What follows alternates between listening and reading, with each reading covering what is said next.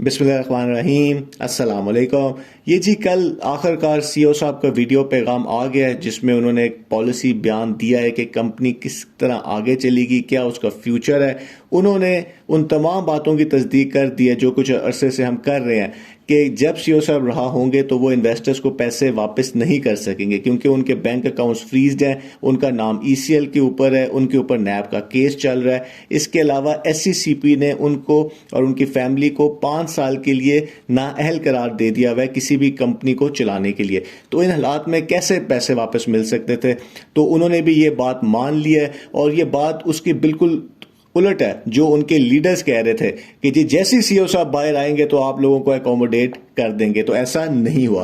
क्या कहा है उन्होंने आज की वीडियो में, वो हम देख लेते हैं। सबसे पहले तो उन्होंने कहा है कि जी मेरा यूट्यूब चैनल बन गया है, उसको आप सब्सक्राइब कर लें ताकि डायरेक्ट राब्ता हो सके। जब ये जेल नहीं भी गए थे तो जो इनका अपना यूट्यूब चैनल था वहीं से ही पैसे आ रहे थे, वही प्रॉफिट में सिर्फ जा रहा था। तो आप सब चैनल को सब्सक्राइब भी कर लें। दूसरी उन्होंने बात की है कि जी 20 नवंबर 2020 से पहले सबको पैसे मिल रहे थे, उसके बाद हमने कैश बॉक्स के जरिए भी पेमेंट्स की हैं और उसमें इश्यूज भी आए हैं। जब सब कुछ रुक गया तो फिर भी हम 1 साल विड्रॉ देते रहे। ये बात ठीक नहीं है। कंपनी ने विड्रॉ देना बंद कर दिया था। ये लोग आपस में डॉलर बेच रहे थे, खरीद रहे थे, एक दूसरे को लूट ही रहे थे, तो विड्रॉ कंपनी नहीं देख सकती थी। और ये इस बात की तस्दीक करती है कि जब तक नए मेंबर आ रहे थे तो पुराने मेंबर्स को पैसे मिल रहे थे। तो यहां पे उन्होंने बात जरा ठीक नहीं की है। फिर उन्होंने कहा है कि जी लोग समझ रहे थे कि जैसी सीईओ बाहर आएगा चीजें ठीक हो जाएंगी, वेबसाइट चल पड़ेगी, पैसे मिलना शुरू हो जाएंगे, लोग समझदार हैं। लेकिन कंपनी के लीडर्स ने तो यही बात की थी कि जैसे सीईओ साहब बाहर आएंगे तो सब कुछ ठीक हो जाएगा, और अब वो इसके बिल्कुल उलट बात कर रहे हैं। तो अब जो उन्होंने नेक्स्ट बात की है वो है कि जी उनके जो अकाउंट्स हैं, बैंक अकाउंट्स, वो एक्टिव नहीं है, उन पे कॉशन है, उनकी जो प्रॉपर्टीज हैं वो फ्रीज्ड है। उन्होंने सवाल किया है कि जब मेरा सब कुछ फ्रीज्ड है, बैंक अकाउंट्स, प्रॉपर्टीज, मैं बेच ही नहीं सकता, खरीद ही नहीं सकता, तो मैं कहां से इन्वेस्टर्स को पैसे वापस करूं? तो उसके बाद उन्होंने कहा है कि जी जो मेरा जो सोशल मीडिया है उसके ऊपर काफ़ी व्हाट्सएप कॉल्स और इस तरह लोग मुझे मैसेज करते हैं, तो आप लोग ज़रा सब्र करें, मैं किस किस को रिप्लाई करूं।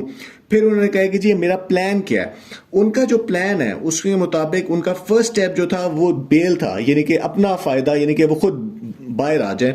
उसके बाद जो उनका स्टेप है वो है कि जी बैंक अकाउंट्स और प्रॉपर्टीज इनका ओपन किए जाए, डीसील कराया जाए ताकि पैसे वापस मिल सके। इसमें कितना टाइम लगेगा किसी को नहीं पता। क्या ये हो सकेगा? कुछ नहीं पता। उसकी रीजन ये है कि जी ये इलीगल तरीके से पैसे लिए गए हैं, ये अवाम के पैसे हैं, गवर्नमेंट कैसे उनको दोबारा वापस कर देगी?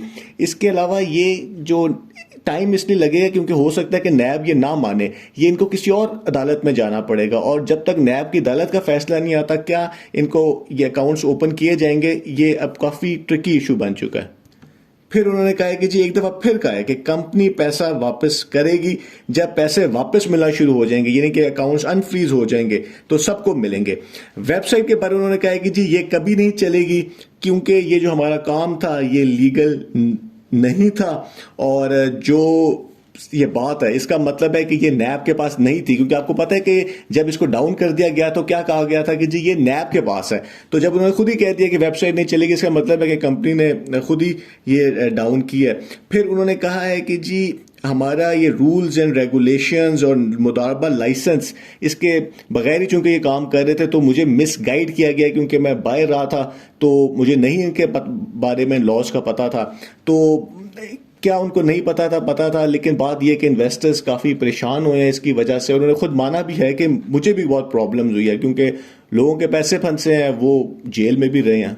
फिर उन्होंने कहा कि जी मैंने अपना पासपोर्ट भी सरेंडर कर दिया है और उनका ख्याल है कि 9 महीने के अंदर ट्रायल का फैसला आ जाएगा। और मैं ये जो सब कुछ कर रहा हूँ, जो मैं जेल भी गया हूँ और मैं यहाँ पे फाइट कर रहा हूँ अपना केस, मैं इसलिए कह रहा हूँ ताकि ये multi level marketing, crypto Pakistan में रेगुलराइज हो सके। और ये एक अब उनके लिए ये कराना भी बड़ा मुश्किल है क्योंकि अगर इस स्कीम के पीछे, इस सारे कराने के पीछे एक ऐसा शख्स होगा जिसके ऊपर फ्रॉड का केस चल रहा होगा तो कौन गवर्नमेंट का दायरा उनकी बात सुनेगा। फिर उन्होंने बड़ी इंपॉर्टेंट बात की है कि जी ये जो कंपनीज हैं जो यही फ्रॉड कर रही है इन्वेस्टर्स के साथ और लोगों को कहती हैं कि जी हम सीईओ साहब की कंपनी है, आप इसमें इन्वेस्टमेंट करें, आपको आपके पैसे वापस मिल जाएंगे, तो ये सब फ्रॉड है, इनसे बचें।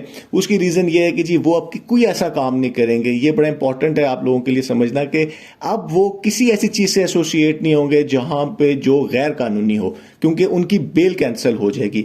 और अब ये लग रहा है कि जी इन्वेस्टर्स को इंतजार करना पड़ेगा, जब ये केस खत्म होगा, जब अकाउंट्स खुलेंगे, फिर ही कुछ हो सकता है। और वो जो कहा गया था, जो ख्वाब दिखाए गए थे कि जी सीईओ साहब बाहर आएंगे, ये लीडर्स नहीं दिखाए थे, उन्हीं से पूछना चाहिए, सीईओ साहब के साथी हैं वो, तो हम उनके पास जाएंगे और अगर उन्होंने पैसे ना दिए तो हम उनके खिलाफ हो जाएंगे। तो पैसे तो नहीं मिल रहे, इंतजार करने का कहा जा रहा है, और इनके पास कहीं पैसे नहीं है जहां से ये पैसे दे सके। लेकिन अच्छी बात है, उन्होंने सच बोल दिया है और एक चीज तो क्लियर हो गई है कि पैसे फौरन वापस नहीं मिल रहे। बहुत बहुत शुक्रिया।